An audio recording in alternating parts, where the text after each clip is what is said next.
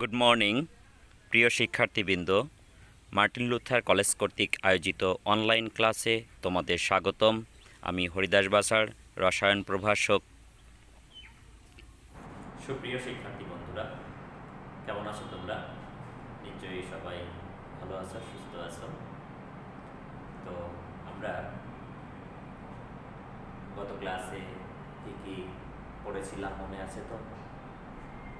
গত ক্লাসে আমরা আলোক সম্পর্কিত ম্যাক্সওয়েলের তত্ত্ব দেখেছিলাম যে আলোক হচ্ছে তড়িৎ এবং চুম্বক ক্ষেত্রে একটা মিথস্ক্রিয়া। তার ভিত্তিতে আমরা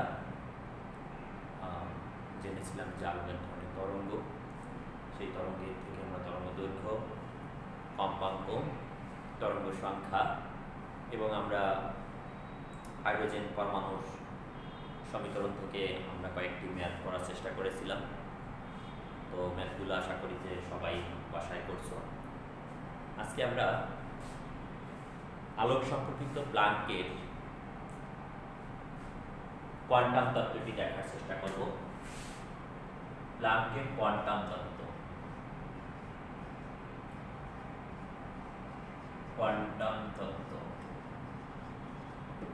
তো আলোক সম্পর্কিত প্লাঙ্কের কোয়ান্টাম তত্ত্ব। প্লাঙ্ক বলেছেন যে আলোকরশ্মি নিরবিচ্ছিন্নভাবে চলে না, অর্থাৎ আলোকরশ্মির চলাচল বা আলোকরশ্মির চলার পথ হয় বিচ্ছিন্ন বা কোয়ান্টায়িত, অর্থাৎ আলোকরশ্মি ঝাঁকে ঝাঁকে বা প্যাকেট আকারে চলাচল করে থাকে। পরবর্তীতে বিজ্ঞানী আইনস্টাইন তার ফটো ইলেকট্রিক ইফেক্টে আলোককে ফোটনের প্রবাহ হিসেবে প্রকাশ করেছিলেন। তো এই ফোটনের যে প্রবাহ বা ফোটনের যে শক্তি, এই ফোটনের শক্তি হচ্ছে কম্পাঙ্কের সমানুপাতিক। এটি বিজ্ঞানী আইনস্টাইন এবং প্লাঙ্ক সিদ্ধান্তে পৌঁছালেন যে ফোটনের শক্তি হচ্ছে প্রপোর্শনাল টু আলোর কম্পাঙ্ক বা বিকিরণের কম্পাঙ্ক নিউ। তো এখান থেকে আমরা লিখতে পারি E photon equal to h nu. তো এখানে দেখো, এখানে ই হচ্ছে ফোটনের শক্তি, এ ফোটনের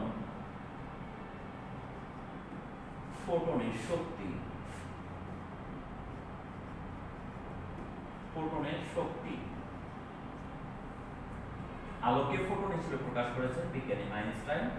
ফোটনের শক্তি হচ্ছে ই, নিউ হচ্ছে বিকিরণের কম্পাঙ্ক বা তরঙ্গ সংখ্যা। বিকিরণের কম্পাঙ্ক বা তরঙ্গ সংখ্যা আমরা তরঙ্গ সংখ্যা হিসেবে লিখি।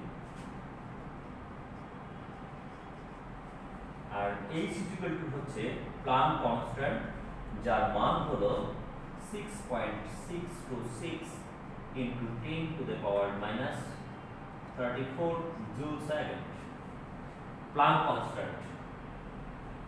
তো এটাকে আমরা যদি সিজিএস এককে প্রকাশ করি, 6.626 into 10 to the power minus 27 arc second. তো আমরা ইতোমধ্যে প্লাঙ্ক কনস্ট্যান্টকে আর্ক সেকেন্ড অর্থাৎ সিজিএস এককে প্রকাশ করেছি এর আগের লেকচারে আমরা দেখেছি। তো শিক্ষার্থী বন্ধুরা, E equal to h new হচ্ছে প্লাঙ্কের আলোক সম্পর্কিত সমীকরণ। এই সমীকরণটি তোমাদের পরবর্তীতে কাজে লাগবে।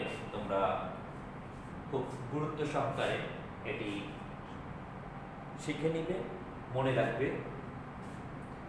তো এই হচ্ছে আমাদের আলোক সম্পর্কিত প্লাঙ্কের কোয়ান্টাম তত্ত্ব বা কোয়ান্টাম তত্ত্বের থেকে কোয়ান্টাম তত্ত্বের সমীকরণ। এটি শিক্ষার্থী বন্ধুরা, আমরা দৃশ্যমান আলোর বর্ণালীগুলো একটু দেখার চেষ্টা করব, যে দৃশ্যমান আলো এবং এর বর্ণালীগুলো কি তা আমরা আজকে দেখার চেষ্টা করব।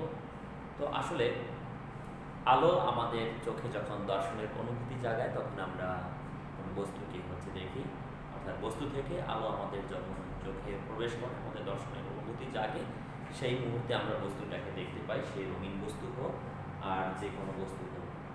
তো আমরা জানি যে সূর্য থেকে যে আলোক রশ্মি পৃথিবীতে আসে, সেই আলোক রশ্মির মধ্যে আমরা জানি যে রংধনুর যে 7 রং, সেই 7 রঙের আলোই হচ্ছে সূর্যের আলোর মধ্যে থাকে। সেটি হচ্ছে বিজ্ঞানী নিউটন প্রথমে আবিষ্কার করেছিলেন। তো এটি নিয়ে একটি গল্প রয়েছে প্রচলিত, যে নিউটন একদিন তার রুমের মধ্যে রয়েছে, তো তখন জানলা দিয়ে আলো আসতেছে।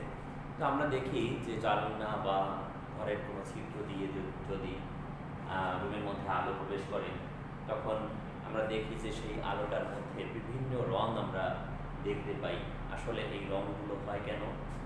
বাতাসে জলীয় বাষ্প রয়েছে, ধূলিবালি রয়েছে। তো এই ধূলিবালি জলীয় বাষ্পের কারণে দেখা যাচ্ছে যে আলোর এমন সৌন্দর্য আমরা দেখতে পাই। তো বিজ্ঞানী নিউটন প্রথমে উনি এটি আবিষ্কার করেছিলেন। পরবর্তীতে উনি পরীক্ষা করে দেখলেন, একটা প্রিজম রেখে ডাকলেন উনি নিকল প্রিজম। তো নিকল প্রিজম রেখে উনি দেখেন যেখানে 7টি রঙের আলো রয়েছে। তো সেই 7টি রং আমরা দেখি যে যে 7টি মৌলিক রং, সেই 7টি মৌলিক রঙগুলো এই বিজ্ঞানী নিউটন প্রথম আবিষ্কার করেছিলেন।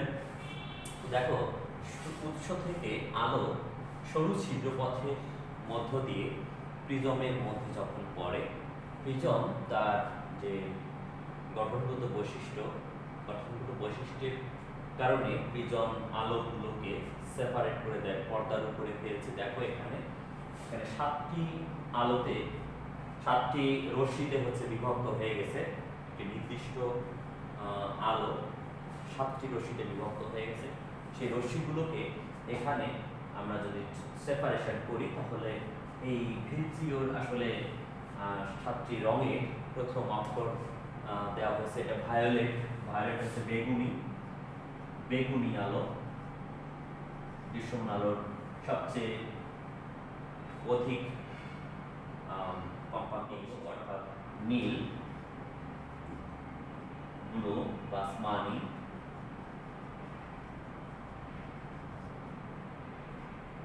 গ্রিন সবুজ, ইয়েলো, অরেঞ্জ,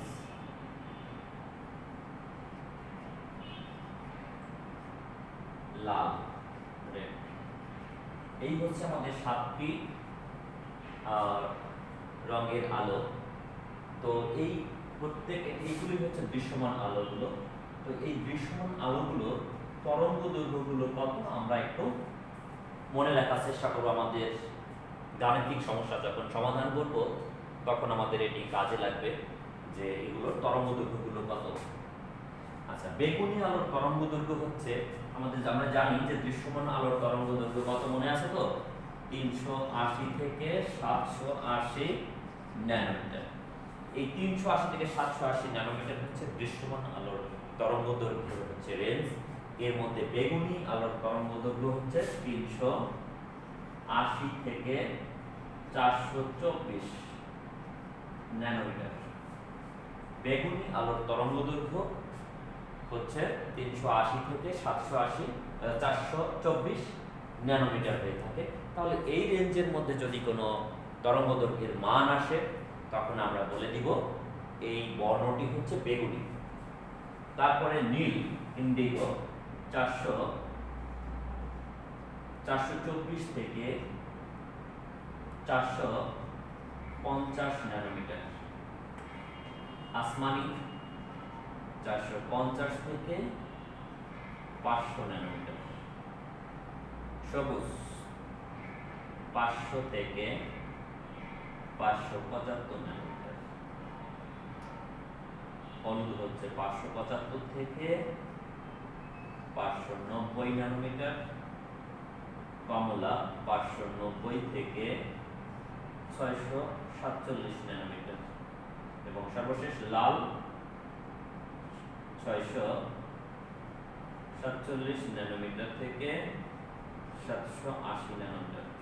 অর্থাৎ লাল আলোর তরঙ্গ দৈর্ঘ্যের মান সবচেয়ে বেশি, অর্থাৎ এর ফ্রিকোয়েন্সি সবচেয়ে কম, অর্থাৎ এর আলোর শক্তি সবচেয়ে কম। আমরা দেখেছি যে প্লাঙ্কের সমীকরণ থেকে আমরা একটা দেখেছি E h nu, তাই না? E h nu। এখানে আমরা যদি দেখি যে এর শক্তি যদি হিসাব করতে চাই কোনো একটা আলোর জন্য, তাহলে আমরা তরঙ্গ দৈর্ঘ্যের মাধ্যমে আমাদের প্রকাশ করতে হবে hc বাই ল্যামডা লিখতে পারি। তাহলে আমরা দেখতে পাচ্ছি যে এই সমীকরণে দেখো করে h এবং c এই দুইটা হচ্ছে কনস্ট্যান্ট, প্লাঙ্ক কনস্ট্যান্ট, এবং হচ্ছে আলোর বেগ যেটি দুইটাই হচ্ছে কনস্ট্যান্ট। তাহলে আমরা এখানে E প্রপোর্শনাল টু লিখতে পারি 1 বাই ল্যামডা, অর্থাৎ তরঙ্গ দৈর্ঘ্যের মান এখানে যত বড় হবে শক্তি তত কম হবে। তো তরঙ্গ দৈর্ঘ্যের মান আমরা দেখি এটার তরঙ্গ দৈর্ঘ্যের মান সবচেয়ে কম, অর্থাৎ এর শক্তি সবচেয়ে বেশি, এবং এইটার তরঙ্গ দৈর্ঘ্যের মান সবচেয়ে বেশি, এই কারণে এর শক্তি সবচেয়ে কম হয়। তো এর ভেদন ক্ষমতা সবচেয়ে কম, এর ভেদন ক্ষমতা হচ্ছে সবচেয়ে বেশি, এই কারণে এটা সবচেয়ে বেশি হচ্ছে দৃশ্যমান হয়ে থাকে, অর্থাৎ অনেক দূর থেকে লাল আলো আমরা দেখতে পাই। এই কারণে আমাদের যখন আমরা কোনো কিছু মার্ক করতে চাই বেশি, আমরা সাধারণত বইয়ে লাল কালির কলম ব্যবহার করি, এই কারণে যে আমরা দাগিয়ে দাগিয়ে পড়ি, কারণ এই লাল আলোটা আমাদের চোখে হচ্ছে সবচেয়ে বেশি দৃশ্যমান হয়ে থাকে। আমরা খুব সহজেই হচ্ছে লাল কালিটা আমরা দেখতে পাই। এর কারণ হলো এই তরঙ্গ দৈর্ঘ্যের মান বেশি আর এর শক্তি সবচেয়ে কম, অর্থাৎ ভেদন ক্ষমতা সবচেয়ে কম। ভেদন ক্ষমতা বেশি হওয়ার কারণে আমরা সেই আলোকে দেখতে পাই না। আমরা বেগুনি আলোর তরঙ্গ দৈর্ঘ্যের মান সবচেয়ে কম বলে এর দৃশ্যমানতা কম হয়ে থাকে, অর্থাৎ এর ভেদন ক্ষমতা হচ্ছে বেশি হয়। তো এইটা হচ্ছে আসলে 7টি মৌলিক রং, যে রংধনু আমরা জানি যে 7টি মৌলিক রঙে করে রংধনু হয়ে থাকে। আমাদের ম্যাথমেটিক্যাল সমস্যাগুলোতে আমরা দেখব যে এই বর্ণগুলো আমাদের আসবে, বিশেষ করে তোমরা মনে রাখবে এইটা সবচেয়ে বেশি পরিমাণে কাজে লাগবে। 450 থেকে 500 ন্যানোমিটার এই রেঞ্জের মধ্যে আমাদের ম্যাথমেটিক্যাল যে সমস্যাগুলো, অর্থাৎ আমাদের যে তরঙ্গ দৈর্ঘ্যের মানটা ওই রেঞ্জের মধ্যে অধিকাংশ সময় আসে। বর্ণালী আসবে কি, যে এই সূর্যের যে 7টি রং, সেই 7টি রং বিভিন্ন বর্ণ দিয়ে থাকে, বিভিন্ন এই যে মৌলিক রঙের 7টি বর্ণ দিয়ে থাকে, এটাই হচ্ছে মূলত বর্ণালী। তো বর্ণালী আসলে গঠনগত দিক থেকে বর্ণালী হচ্ছে 3 প্রকারের হয়ে থাকে। গাঠনিক দিক থেকে বর্ণালী 3 প্রকার। একটা হচ্ছে পারমাণবিক বর্ণালী, পারমাণবিক বর্ণালী হয় পারমাণবিক বর্ণালী। 2 নম্বর হচ্ছে আণবিক বর্ণালী হয়ে থাকে, আণবিক বর্ণালী। 3 হচ্ছে নিরবচ্ছিন্ন বর্ণালী, নিরবচ্ছিন্ন বর্ণালী। তাহলে দেখো গঠনগত দিক থেকে বর্ণালী হচ্ছে 3 প্রকার। একটা হচ্ছে পারমাণবিক বর্ণালী, আণবিক বর্ণালী, আর একটা হচ্ছে নিরবচ্ছিন্ন বর্ণালী। আসলে পারমাণবিক বর্ণালীগুলো কি পরমাণুর গঠনের কারণে যে বর্ণালীগুলো হয়ে থাকে সেটা হচ্ছে পারমাণবিক বর্ণালী। যেমন হাইড্রোজেনের বর্ণালী, সোডিয়ামের বর্ণালী, পটাশিয়ামের বর্ণালী, ক্যালসিয়ামের বর্ণালী, এগুলো হচ্ছে পারমাণবিক বর্ণালী। তো যেমন সোডিয়ামের বর্ণটা সোনালী হলুদ বর্ণের হয়ে থাকে, ক্যালসিয়াম যেমন ইটের ন্যায় হচ্ছে লাল বর্ণের হয়ে থাকে। তো এগুলো হচ্ছে পারমাণবিক বর্ণালী। আবার আণবিক বর্ণালী যেমন H2O, carbon dioxide, sulphur dioxide, বা আরো বিভিন্ন যৌগ হতে পারে। তো এই যৌগগুলোরও দেখা যাচ্ছে যে নির্দিষ্ট বর্ণের হয়ে থাকে। এই যৌগের গঠনগত বৈশিষ্ট্যের কারণে এর বিভিন্ন বর্ণ হয়ে থাকে। এগুলো হচ্ছে আণবিক বর্ণালী, অণুর যে বর্ণালীগুলো। আবার নিরবচ্ছিন্ন বর্ণালী আছে, যেমন আমরা দেখি প্রতিপ্রভা, অনুপ্রভা সৃষ্টি হয়, তারপরে হচ্ছে তোমার বিভিন্ন ধরনের আরও বর্ণালী রয়েছে যেগুলো নিরবচ্ছিন্ন বর্ণালী আছে। জিঙ্ক সালফাইডের পর্দার যে বর্ণালীটা, এগুলো হচ্ছে নিরবচ্ছিন্ন বর্ণালী। তো এই হচ্ছে বর্ণালী গঠনগত দিক থেকে 3 প্রকারের হয়ে থাকে। তারপরে রয়েছে যে বৈশিষ্ট্যের কারণে বর্ণালী হচ্ছে 2 প্রকার। বৈশিষ্ট্যের কারণে বর্ণালী হলো 2 প্রকার। তার আগে আমরা দেখি যে del E is equal to E2 minus E1। আমরা বোরের পরমাণু মডেল থেকে পড়েছি যে ইলেকট্রন সমূহ যখন শক্তি শোষণ করে উচ্চ শক্তি স্তরে উন্নীত হয়। দেখো, এটা হচ্ছে নিম্ন শক্তি স্তর এবং এটা উচ্চ শক্তি স্তর। এটাকে আমরা বলে থাকি গ্রাউন্ড স্টেট বা স্বাভাবিক অবস্থা। এই স্বাভাবিক অবস্থায় ইলেকট্রন শক্তি শোষণ করে। ধরো এখানে 2টি ইলেকট্রন রয়েছে, এই 2টি ইলেকট্রন এটা হচ্ছে শক্তি শোষণ করে উপরের শক্তি স্তরে উন্নীত হতে পারে। আমরা জানি সর্বশেষ শক্তি স্তরের ইলেকট্রন শক্তি শোষণ করে তার উত্তেজিত অবস্থায় উচ্চ শক্তি স্তরে অবস্থান করতে পারে, আবার শক্তি বিকিরণ করে সেই যে শক্তি শোষিত শক্তি বিকিরণ করে আবার পরবর্তীতে নিম্ন শক্তি স্তরে ফিরে আসতে পারে। তাহলে এই যে শোষিত শক্তি শোষণ করে এবং শক্তি বিকিরণ করে, শক্তি শোষণ বিকিরণের কারণে দেখা যাচ্ছে 2 ধরনের বর্ণালী হয়ে থাকে। একটা হচ্ছে শোষণ বর্ণালী এবং অপরটি হচ্ছে বিকিরণ বর্ণালী। তাহলে শক্তি শোষণ করে উচ্চ শক্তি স্তরে গেলে বলা হয় যে শক্তি শোষণ করে তখন যে বর্ণালী হয় সেটা হচ্ছে শোষণ বর্ণালী, এবং সেই বর্ণালীকে আমরা আসলে দেখতে পাই না, কারণ হচ্ছে শোষণ বর্ণালী কালো হয়ে থাকে। কালো বর্ণালী তো আসলে আমরা দেখতে পাই না। কিন্তু যখন উচ্চ শক্তি স্তর থেকে আবার শক্তি বিকিরণ করে অর্থাৎ কিছু পরিমাণ শক্তি ছেড়ে দিয়ে সেটি যখন আবার গ্রাউন্ড স্টেটে ফিরে আসে, তখন আমরা সেই বিকীর্ণ শক্তি তরঙ্গদৈর্ঘ্য থেকে আমরা সেই বিকীর্ণ শক্তি তরঙ্গদৈর্ঘ্য থেকে সেই আমরা বস্তুটার বর্ণটা বুঝতে পারি।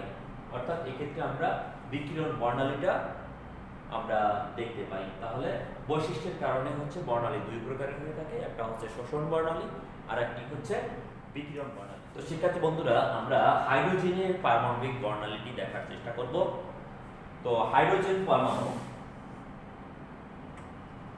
দেখো হাইড্রোজেনের আমরা জানি যে একটি মাত্র প্রোটন এবং একটি ইলেকট্রন রয়েছে। তো সেই একটি ইলেকট্রন, যে ইলেকট্রনটি গ্রাউন্ড স্টেটে হচ্ছে প্রথমে যদি গ্রাউন্ড স্টেটে থাকে E1 থেকে শক্তি শোষণ করে কি করে E2 স্তরে হচ্ছে যায়, তাই না? তো হাইড্রোজেনের একটি মাত্র ইলেকট্রন গ্রাউন্ড স্টেট থেকে নির্দিষ্ট শক্তির উৎস থেকে শক্তি শোষণ করে, শক্তি শোষণ করে বিভিন্ন উচ্চ শক্তি স্তরে গমন করে। এই উচ্চ শক্তি স্তরগুলো অবশ্যই নির্দিষ্ট উচ্চ শক্তি স্তর, নির্দিষ্ট উচ্চ শক্তি স্তরগুলোতে গমন করে। শক্তির উৎস সরিয়ে নিলে পরবর্তীতে সেই উচ্চ শক্তি স্তর থেকে আবার একই নিম্ন শক্তি স্তরে ইলেকট্রনগুলো ফিরে আসে। তাহলে এই যদিও একটি হাইড্রোজেনের একটি ইলেকট্রন, কিন্তু অসংখ্য হাইড্রোজেন পরমাণু এখানে হচ্ছে বর্ণালীতে অংশগ্রহণ করে থাকে, তাই এখানে অসংখ্য ইলেকট্রনের কথা বলা হয়েছে। তো যখন নিচের শক্তি স্তরে ফিরে আসে, শক্তি বিকিরণ করে তখন নিম্ন শক্তি স্তরে ফিরে আসে এবং এর কারণে বিকিরণ বর্ণালী সৃষ্টি হয়। আর এই বিকিরণ বর্ণালীটা বিভিন্ন ধরনের সিরিজ সৃষ্টি হয়েছে বিকিরণ বর্ণালীর উপরে। বিভিন্ন বিজ্ঞানী বিভিন্ন সময়ে এই সিরিজগুলো আবিষ্কার করেছেন।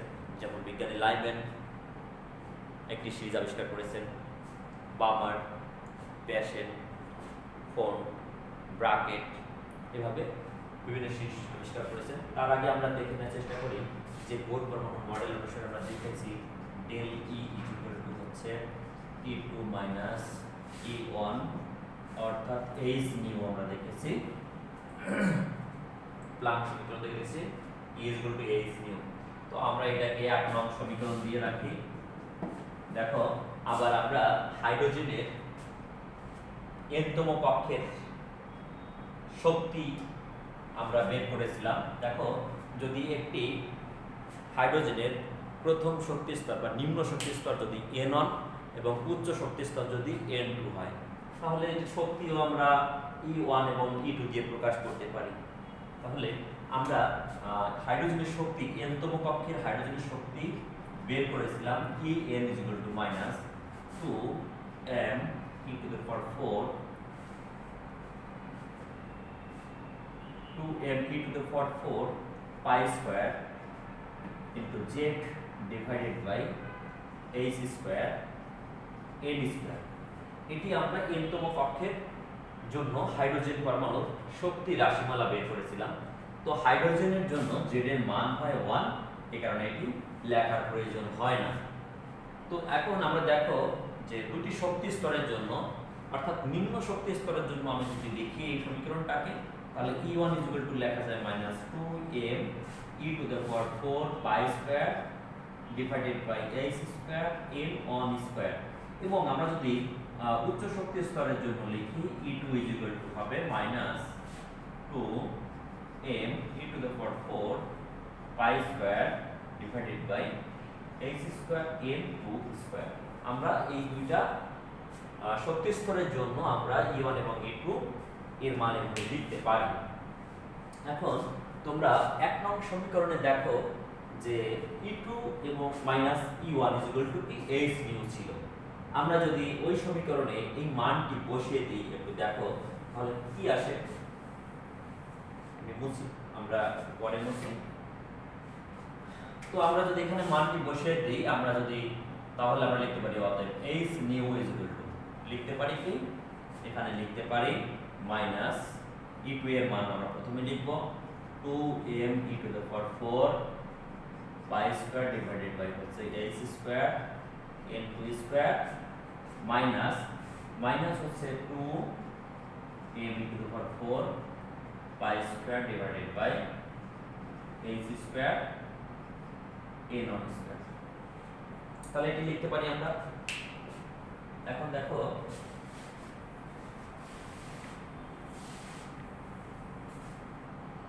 আমরা এখানে h নিউ এর পরিবর্তে লিখতে পারি c বাই ল্যামডা।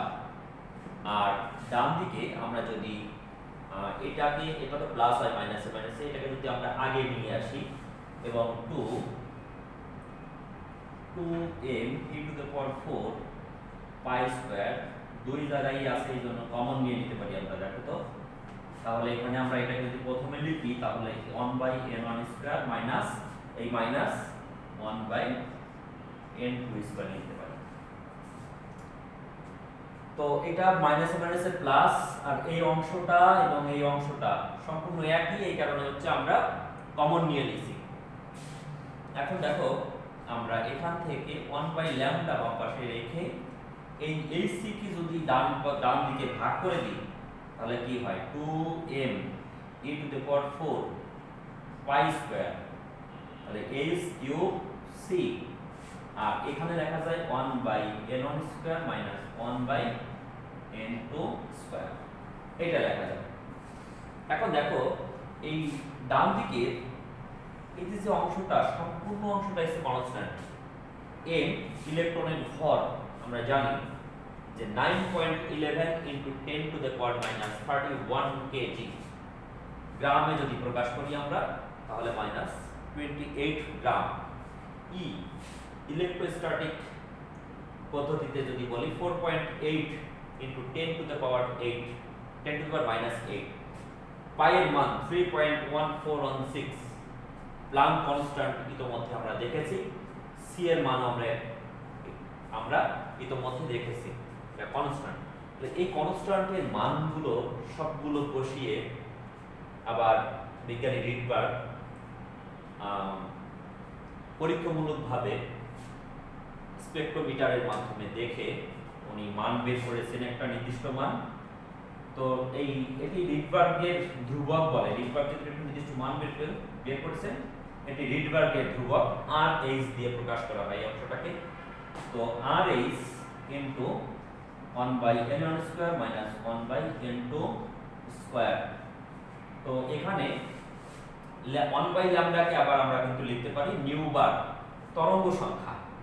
নিউবার তরঙ্গ সংখ্যার মাধ্যমে আমরা এই সমীকরণটাকে লিখতে পারি RH into 1/n1 square minus 1/n2 square. এটা হচ্ছে রিডবার্গের সমীকরণ। এটা হচ্ছে রিডবার্গের সমীকরণ এবং এই রিডবার্গ ধ্রুবকের নির্দিষ্ট মান ক্যালকুলেটরেও দেওয়া আছে 10, 96, 78 পার সেন্টিমিটার।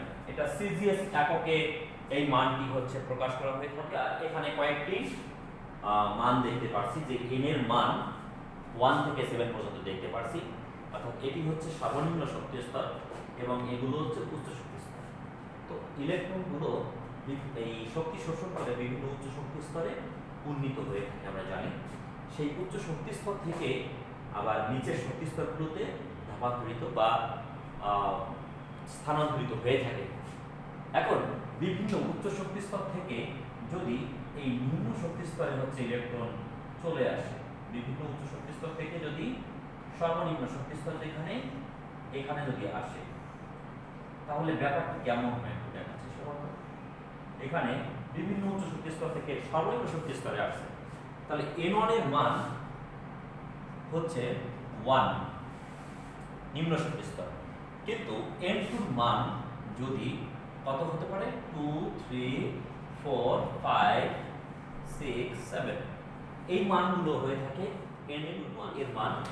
n2 এর মান যদি 2, 3, 4, 5, 6, 7 থেকে ইলেকট্রন ধাপান্তরিত হয়ে যদি নিম্ন শক্তি স্তর n1 অর্থাৎ প্রথম শক্তি স্তরে যদি ধাপান্তরিত হয়, তাহলে সেটা হয় অতিবেগুনি অঞ্চলে লাইম্যান সিরিজ। যদি m1 এর মান 2 হয়, অর্থাৎ এই শক্তি স্তর যদি ধাপান্তরিত হয়, সবগুলো শক্তি স্তর থেকে যদি দ্বিতীয় শক্তি স্তর ধাপান্তরিত হয়, তাহলে হয় বামার সিরিজ। তাহলে m2 এর মান যদি হয় 3, 4, 5, 6, 7 এরকম যদি হয় এবং দ্বিতীয় শক্তি স্তরে রূপান্তরিত হয়, সেটা হচ্ছে বামার সিরিজ। যদি এখানে এজন্য এটি হচ্ছে তোমার দৃশ্যমান অঞ্চল, এটি অতিবেগুনি অঞ্চল। আর n1 এর মান অর্থাৎ নিম্ন শক্তি স্তর 3 এবং উচ্চ শক্তি স্তর 4 থেকে যদি আরম্ভ হয়, তাহলে সেটি হচ্ছে প্যাশেন্ট সিরিজ। তারপরে n1 এর মান 4 এবং n2 এর মান যদি 5, 6, 7 হয়, তাহলে হয় ব্র্যাকেট সিরিজ। এবং n1 এর মান যদি 5 আর n2 এর মান যদি হয় 6, 7 বা 6, 7, তাহলে সেটি হয় ফান্ড সিরিজ। তাহলে দেখো এটি হচ্ছে লাইম্যান সিরিজ। n1 এর মান 1, n2 এর মান 2 থেকে আরম্ভ করে 7 পর্যন্ত। এটা হচ্ছে লাইম্যান, তারপরে এটা হচ্ছে বামার সিরিজ, তারপরে হচ্ছে প্যাশেন্ট সিরিজ, ব্র্যাকেট সিরিজ, তারপরে এটা হচ্ছে ফান্ড সিরিজ। এভাবে 5টি সিরিজে হচ্ছে ভাগ করেছে।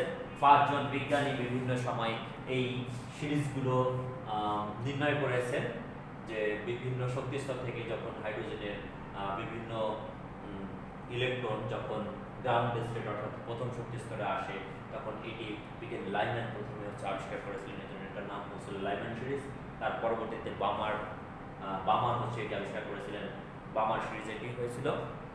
তো বামার প্রথমে মূলত হচ্ছে এটি আবিষ্কার করে তার পরবর্তীতে অন্যান্য বিজ্ঞানীরাও আবিষ্কার করেছিলেন। শিক্ষার্থী বন্ধুরা, তোমরা সবাই খাতা কলম নিয়ে অঙ্কটি একটু আমার সাথে করার চেষ্টা করবে। আমরা ইতিমধ্যে যে সূত্রটি আমরা দেখেছি রিডবার্গ সমীকরণ, সেই রিডবার্গ সমীকরণ ব্যবহার করে আমরা অঙ্কটি করার চেষ্টা করব এবং এটি পরীক্ষায় খুব ইম্পর্ট্যান্ট। পরীক্ষায় এমন প্রশ্ন আসে, উদ্দীপকে যদিও এমন লেখা থাকে না, বাট তোমাকে বুঝে নিতে হবে যে এই সমীকরণ ব্যবহার করে তোমাকে সমাধানটা করতে হবে। তুমি এইখানে লেখা আছে, তুমি বুঝে নিতে পারবে ইজিলি যে এটা হচ্ছে এই সমীকরণ ব্যবহার করে এটা বের করতে বলা হয়েছে। হাইড্রোজেন পরমাণুর ইলেকট্রন যখন চতুর্থ শক্তি স্তর থেকে দ্বিতীয় শক্তি স্তরে স্থানান্তরিত বা ধাপান্তরিত হয় তখন সৃষ্ট বর্ণালী রেখার তরঙ্গ দৈর্ঘ্য কত এবং কিরূপ বর্ণালী সৃষ্টি হবে। মানে এখানে মেইনলি হচ্ছে চেয়েছে যে তরঙ্গ দৈর্ঘ্য বের করো এবং যে তরঙ্গ দৈর্ঘ্য তুমি পেলে সেই তরঙ্গ দৈর্ঘ্যের মান তোমার যে দৃশ্যমান আলোর তরঙ্গ দৈর্ঘ্যের আমি একটা রেঞ্জ দিয়েছিলাম সেই রেঞ্জের সাথে মিল করে কোন বর্ণ এখানে উৎপন্ন হয় সেই বর্ণটা তোমাকে বিশ্লেষণ করতে বলা হয়েছে। বর্ণটা কিরূপ হবে সেই বর্ণটা তোমাকে ব্যাখ্যা দিতে বলা হয়েছে, বর্ণটার কথা জানতে চাওয়া হয়েছে। তো এখন দেখো আমরা দেখি যে এখানে কি কি মান দেওয়া আছে। আসলে এখানে এই সমীকরণ থেকে আমি n1 এর মান পাবো কত বলতো। এখানে চতুর্থ শক্তি স্তর থেকে দ্বিতীয় শক্তি স্তরে ইলেকট্রন ধাপান্তরিত হয়েছে, তাহলে n1 অবশ্যই নিম্ন শক্তি স্তর কত 2, n1 এর মান হচ্ছে 2 আর n2 যেখান থেকে ইলেকট্রন ধাপান্তরিত হয়েছে কোন শক্তি স্তর থেকে চতুর্থ, তাহলে n2 এর মান হচ্ছে 4। এই দুটি মানই আমাদের এখানে দেওয়া আছে, আর কিছু দেওয়া নেই। আমাদের বের করতে হবে কি তরঙ্গদৈর্ঘ্য ল্যামডা ইকুয়াল টু হোয়াট। তাহলে আমরা একটু আগে যে সূত্রটা শিখেছি আমরা জানি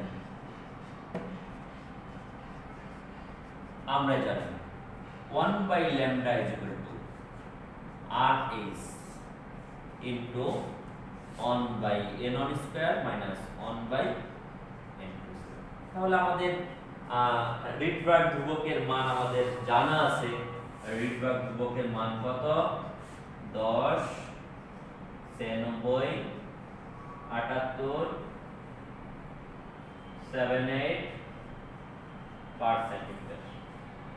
রিডবার্গ ধ্রুবকের মান আমরা জানি, n1 এর মান n2 এর মান আমরা জানি, তাহলে আমাদের খুব ইজিলি আমরা অঙ্কটি করতে পারবো।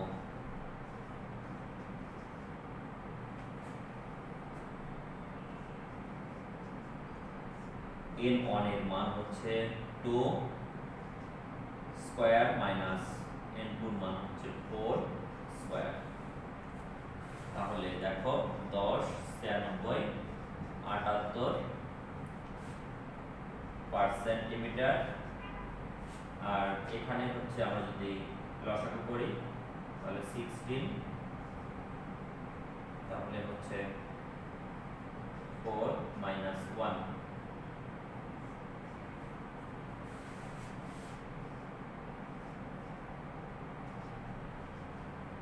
আমরা একক পরবর্তীতে লিখি এখানে 3 বাই 16।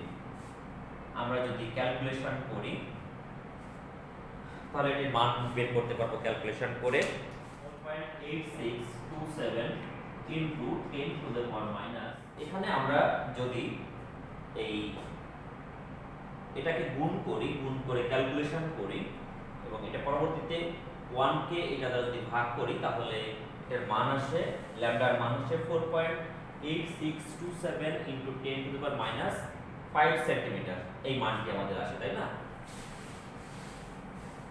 এখন আমরা এই সেন্টিমিটার থেকে যদি মিটার নিতে চাই তাহলে কি করতে হবে lambda is equal two 4.8627 into 10 to the পাওয়ার, এখানে হচ্ছে -5 ছিল, তাহলে কি 100 দ্বারা ভাগ করতে হবে, 10 টু দ্য পাওয়ার -7 মিটার হবে, 10 টু দ্য পাওয়ার -7 মিটার। তো এটাকে আমরা 486.27, আমরা এই দশমিকটাকে যদি ডান দিকে দুই ভাগ নিয়ে যাই তাহলে আমরা লিখতে পারবো 10 to the power -9 metre, 10 to the power -9 metre. অর্থাৎ আরো 100 দ্বারা ভাগ করতে হবে যদি ডান দিকে আমরা দশমিককে নিয়ে যাই দুই ঘর, অর্থাৎ মাইনাসের সংখ্যা হচ্ছে বাড়তে থাকে। আমরা জানি 10 to the power -9 metre is equal to 1 nanometre, তাহলে আমরা লিখতে পারি 486.27 ন্যানোমিটার লিখতে পারি। আমরা জানি যে 1 nanometre is equal to 10 to the power -9 metre. বিপরীতভাবে যদি বলি 1 metre is equal to 10⁹ nanometre. আমরা ইতিমধ্যে এটা দেখেছি যে ন্যানোমিটারের সাথে মিটারের সম্পর্ক। তাহলে 486.27 ন্যানোমিটার হচ্ছে তরঙ্গ দৈর্ঘ্যের মান। আর আমরা একটু আগে দেখেছিলাম যে 450 থেকে 500 ন্যানোমিটার তরঙ্গ দৈর্ঘ্যের রেঞ্জের মধ্যে রয়েছে হচ্ছে আসমানি বর্ণ। সুতরাং এই যে বিকিরণ বর্ণটা হবে আসমানি। তো শিক্ষার্থী বন্ধুরা, তোমরা এভাবে অন্যান্য যে ম্যাথগুলো রয়েছে সেই ম্যাথগুলো করার চেষ্টা করবে, বাসায় তোমরা সবাই পড়াশোনা করবে। তো আজকের ক্লাস আমরা এই পর্যন্তই শেষ করছি। আজকে সবাইকে অসংখ্য ধন্যবাদ।